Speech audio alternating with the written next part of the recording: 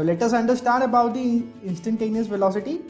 So let us first understand what is the meaning of this, what is the mathematical relation of this, how we can represent it in the mathematical form. This is nothing but x2 minus x1 divided by t2 minus t1, right? And this can be written as nothing but change in x, that is delta x divided by change in time delta t, right? So what we can take the limiting value. So let us write limit delta t tending to 0, right? Let us take the limiting value, right? So that's why this will be known as instantaneous velocity. Delta x divided by delta t, this is nothing but, from the calculus we can write it as dx by dt. So this can be written as dx by dt, right? So this is nothing but, this is our instantaneous velocity. So let us write that instantaneous velocity, right? So this is the definition of instantaneous velocity, right?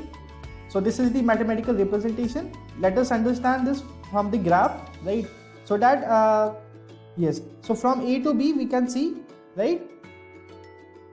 So okay, this is my time axis and this is our displacement. This is represented by d. Let us write d. D is our displacement, t is time from A to B, right? Let us consider the case A to B. This is nothing but, this is like fast speedy speed, right? In this case my dx by dt is positive, right?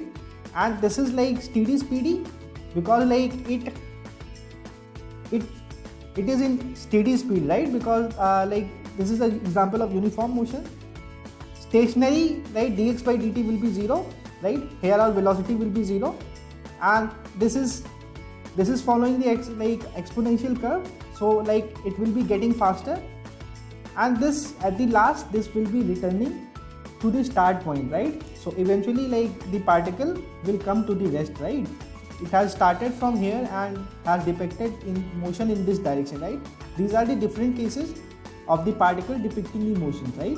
So let us write, these are the different cases, these are the different instances of a particle, right? Let us write a particle in one-dimensional motion, right? So this was graph, right? All about motion of the particle depicting a rectilinear motion, that is in a one-dimensional motion. Thank you so much.